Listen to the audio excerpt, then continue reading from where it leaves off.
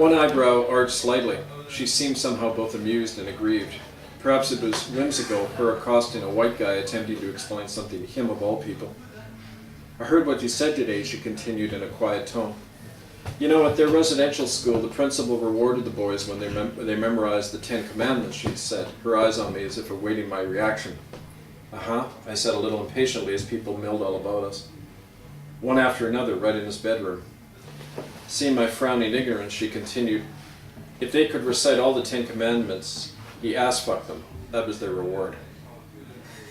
I shook my head with moral outrage and I said, "Whatever happened to that guy?" Virginia laughed for the first time. "Oh, he was in charge of the Alberni school for a long time. He wasn't one who used the electric cattle prod on my brother. He retired from there." "And the police were never told?" I said. Virginia kept her eyes leveled on me. "You got a lot to learn, Kevin," was all she said. My education began early in Port Alberni, and it escalated rapidly. It was not so much that I set out to dig too deeply into the lives of the native people who began coming to my church, but the more I became acquainted with the local Aboriginals, the more I was struck about how deeply the roots of their suffering went and how little I knew about those roots. To know them, I had discovered I had to forget most of what I had been taught, especially about the history of Canada and my own church. One of my first rude awakenings came with a number of funerals I had to conduct at the local Indian reservation. Many of them were for teenagers who killed themselves or for little children. I remembered long before reading newspaper accounts of the sheer frequency of Indian suicide cases. Usually they were described with consternation by reporters and astonished social workers, especially the cases among young Aboriginals. "Why are so many young Indians killing themselves?" asked these media commentators who took the time to care. But now I was being confronted with the answer, up close and personal. For as I drew nearer to Native families and spent long hours listening to their stories without trying to recruit them to join my church, men and women began to speak to me about why it was that so much of the suicides and suffering among them stemmed from the local Indian residential school. I knew very little about the schools except for the version that the church had divulged to me when I inquired. "Those schools were our pride and joy," said Oliver Howard, my predecessor at St. Andrews and a former coastal missionary who helped orient me to the area. "It was our mission and our program to raise up a dying race, to bring them the good news." On the contrary, what I was beginning to learn from the survivors and their families was that it had all been very bad news. I learned, first by word of mouth and later as I began to investigate for myself, how the Royal Canadian Mounted Police and clergymen had appeared in native villages and grabbed infants as young as 3 out of the arms of parents who were beaten to the ground if they resisted. Faced with jail if they wouldn't comply, Aboriginal parents were forced by a federal law to sign releases called application for admission forms, which actually surrendered legal guardianship over their children to the principals and their sponsoring churches. Their children were taken away, many never to be seen again. I was to learn later that nearly half of them died in the schools from deliberate disease, malnutrition, outright homicide, and often a broken heart. Some of this tragedy I began to learn about during the week when my eldest daughter Claire and I often drove out to the local reserves and delivered bread and other freebies to the kids there. I can see with a clarity sharpened by time how my blue-eyed 4-year-old would stare incredulously at the hordes of native children who ran from all directions to seize the bread with joy and laughter. After a few visits, Claire cautiously offered me her gummy bear candies and said that the kids could have those too. That first year before Christmas, always a bad time for suicides, I was called out to one of these same reserves, the Tayshab Reservation west of town, to preside at yet another funeral. This time it happened to be for a baby who had died suddenly.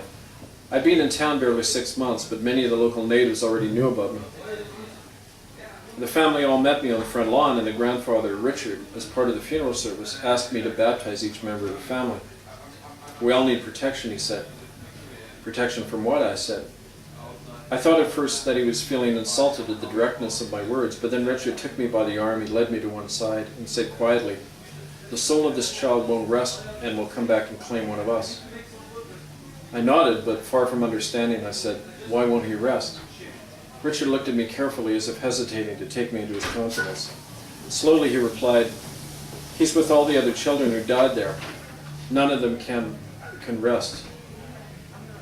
I remembered Danny Gus and his mentioning of his friend who had been killed, and I said, "Richard, do you mean the kids who died up at the residential school?" Richard appeared to relax then, and he relieved that I knew. He nodded. A sudden light came into his eyes. "I'm glad you came here today," he said, taking my hand. I worried a little about how my church board would react if they knew that I had baptized more than a dozen non-church members at their home that day, and Indians at that. But none of that seemed to matter to me as I conducted the rite. Suddenly I was part of a mystery I couldn't understand, but which I knew I had to uncover. After the ceremony, we all ate together, as was their custom. Around a small living room, we chewed at salmon and bannock, and people began to talk about the local residential school, for they seemed to feel safe now. I left their home hours later, dazed and raw. I couldn't believe the stories I'd heard. "They're just making that stuff up," declared my wife Anne, when I shared with her some of what I'd heard that evening. She wasn't alone in her thinking. I kept speaking about what I was learning, confiding in the people to whom I thought I could turn, my colleagues in the United Church. The reaction was universally the same as Anne's, except angrier and greater denial.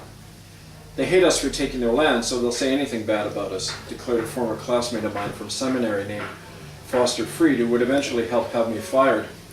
He ministered to an affluent white church in Parksville, further east on Vancouver Island. "I mean, do you really think we went around murdering children?" His words haunted me and tempted me to doubt what I had learned. Were my own people capable of mass murder, here and now, in this century, in this place? History, of course, saw nothing wrong with such a proposition. Like many, I knew the brutal facts of North American history and the record of torture, mass murder, and inquisition that are synonymous with European Christianity. But those nightmarish events seemed utterly distant and remote from the United Church of Canada in which I had been raised. I thought of the happy Sunday school, the church outings, the chicken suppers, the care packages we sent to Haiti, and the endless sermons talking of justice in the world and of the love of Jesus.